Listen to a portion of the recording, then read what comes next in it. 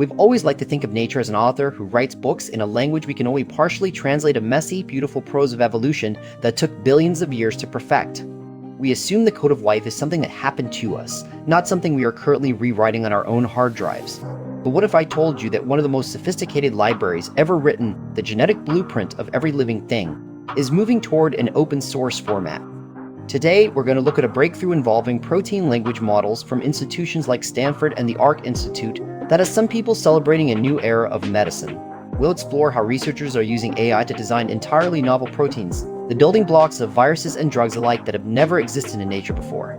And finally, we're going to uncover something much more unsettling, the dual-use dilemma of boundary, where our ability to imagine biological catastrophe is officially outstripping our ability to police it. To understand how we got here, you have to stop thinking of biology as wet and start thinking of it as data. For decades, if you wanted to engineer a new pathogen, or even just a complex protein for a drug, you needed two things: a massive amount of trial and error lab work and an army of specialists who understood the nuances of folding molecules.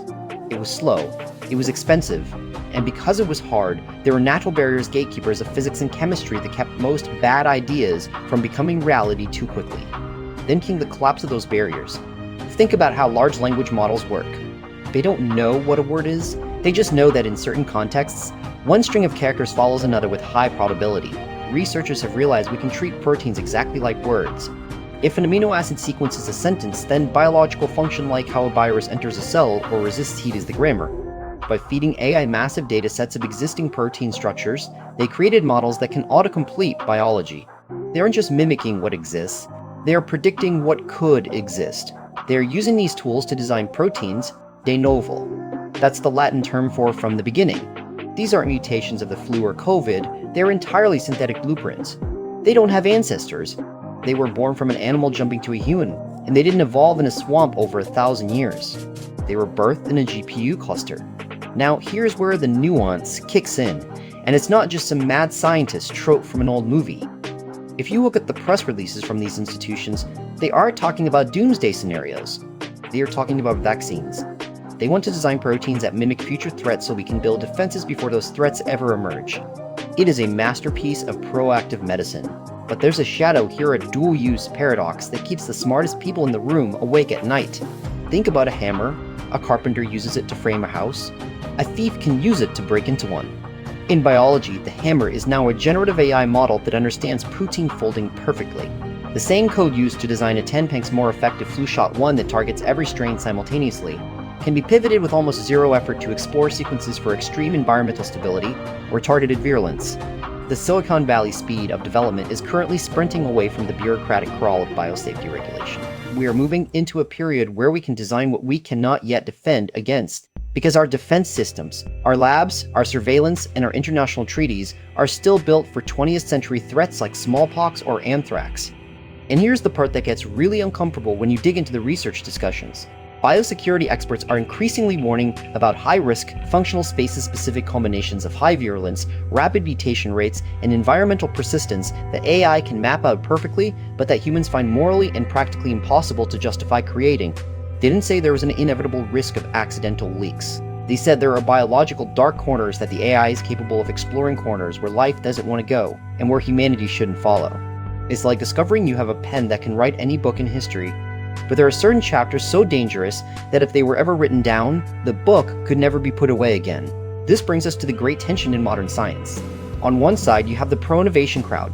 Their argument is chillingly logical. If we don't do this research openly and move fast, someone with fewer ethics of rogue state or a desperate actor will already be doing it. They argue that being the first to map these risks is our only way to build the shields needed to survive them. On the other side, you have the precautionary crowd. They see this not as progress, but as an abdication of responsibility. They argue that dual use is just a convenient excuse we use to justify building dangerous tools because they're profitable or prestigious.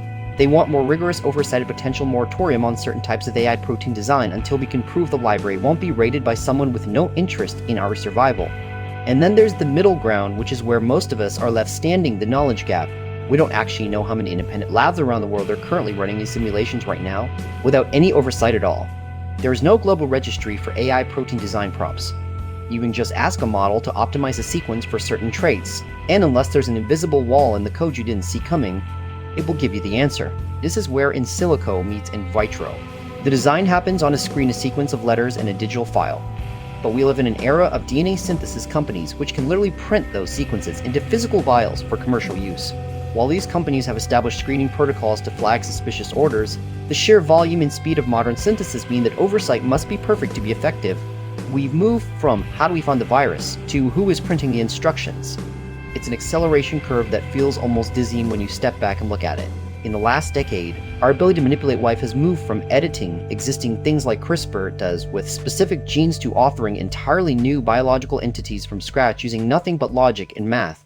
So, where does that leave us? It's not just about the risk of a bad actor in a basement.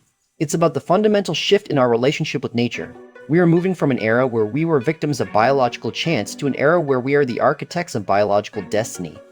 The researchers at Stanford and Arc Institute aren't villains. They're pioneers who just realized that by opening the door to this new frontier, they might have accidentally handed us the keys to a room we weren't prepared to enter. They found these high-risk boundaries because their AI was too good at its job. It showed them exactly how easy it would be to cross the line. Isn't that wild? We've spent millennia fearing what nature might do to us, only to find ourselves terrified by what we can now ask our machines to make nature do for us. It turns out the most dangerous thing about AI isn't that it will become sentient and turn on us. It's that it will be so obediently helpful in its pursuit of optimization that it might just hand us a blueprint for something we weren't meant to hold.